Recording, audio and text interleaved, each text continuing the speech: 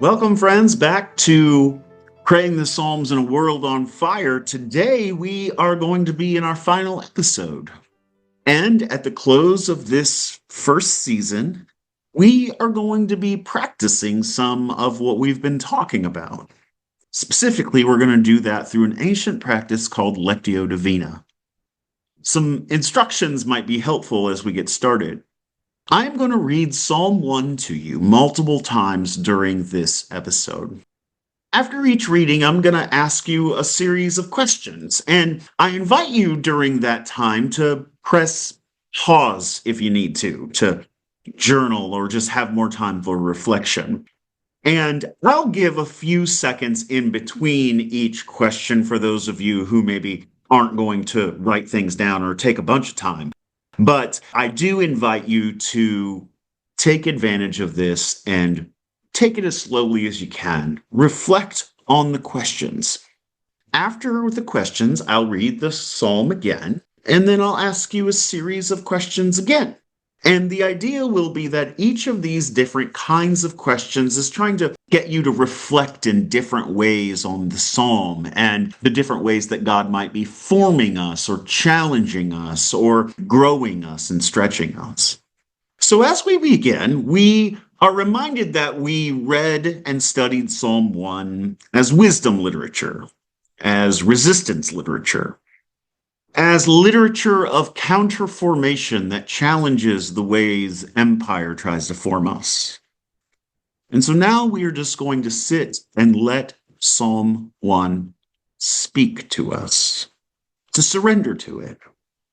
To this end, I'd like for you to know that we have provided my translation of Psalm 1 in the show notes for you so that you can follow along even more slowly if you want. I've translated Psalm 1 with resistance in mind, with counterformation and wisdom in mind. And so you can find that again in the show notes.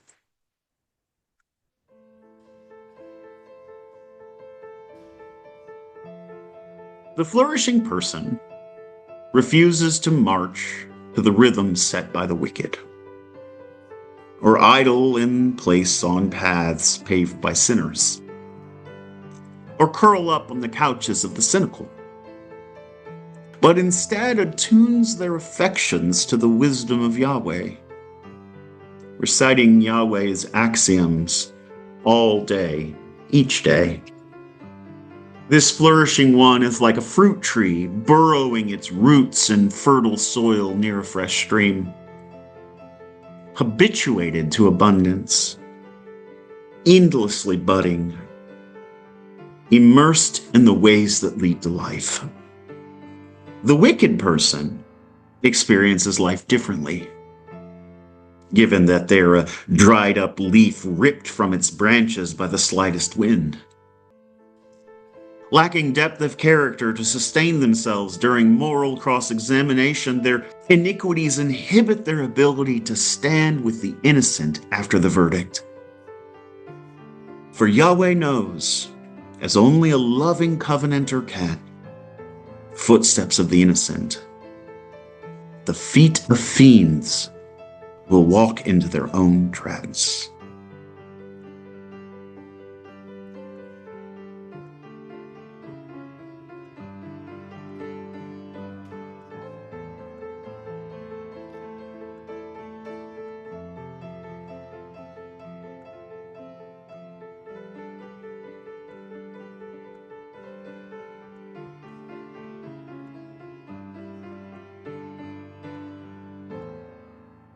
Based on this initial reading of Psalm 1, is there a word or a phrase that rises up in you as a word of resistance?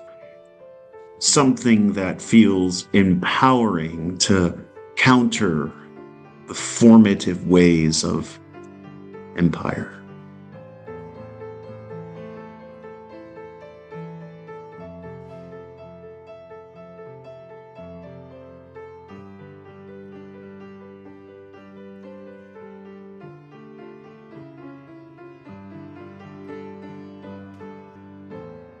How about the images of tree and chaff?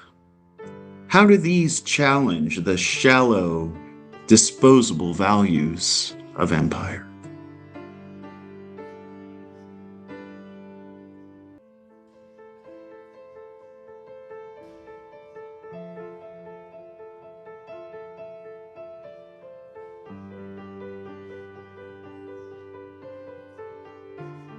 Where are you tempted to walk, stand, or sit with the powers that mock God's justice?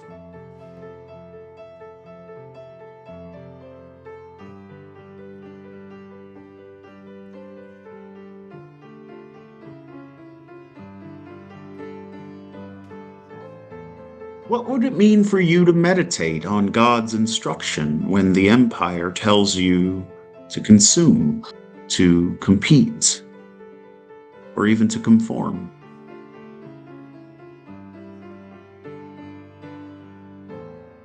Where do you sense your roots are growing deeper than the empire's promises of success, power, and security?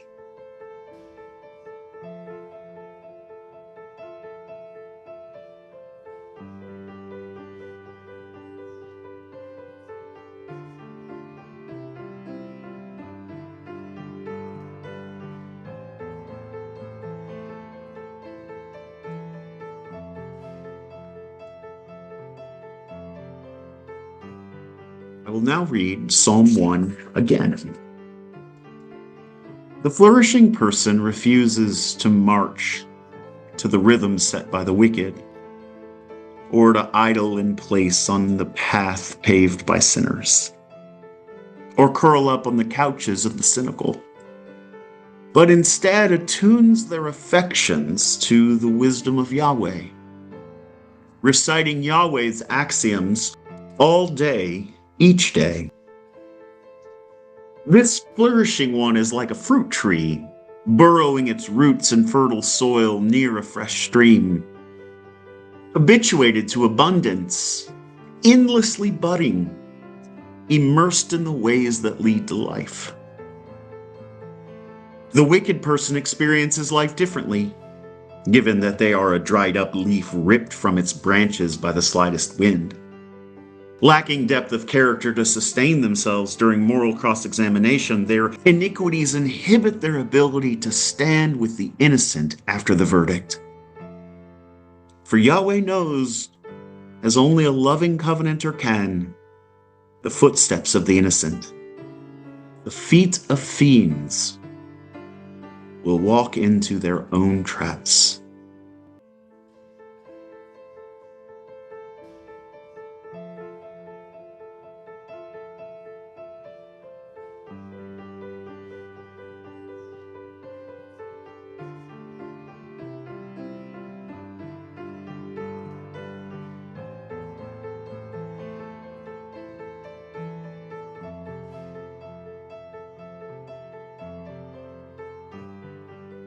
As you hear Psalm 1, what prayers rise up in you as you imagine being rooted in God's Torah while empires wither like dried leaves ripped from their branches?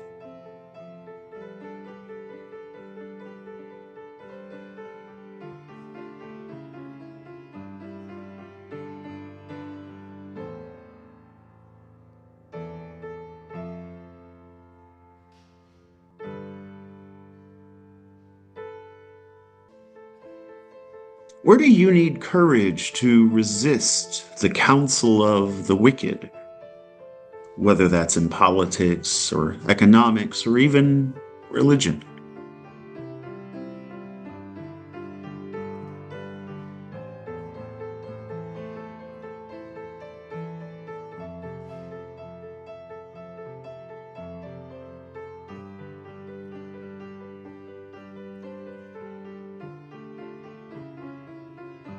How might Psalm 1 shape your prayer for a community that resists domination and lives in God's justice?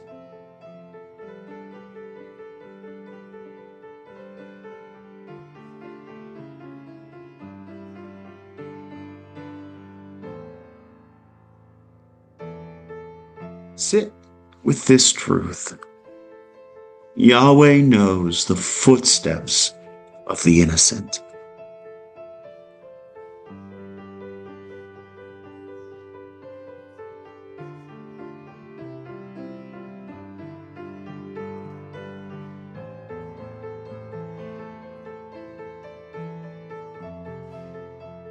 What does it mean to be known by God, even when empire overlooks, erases, or resists you?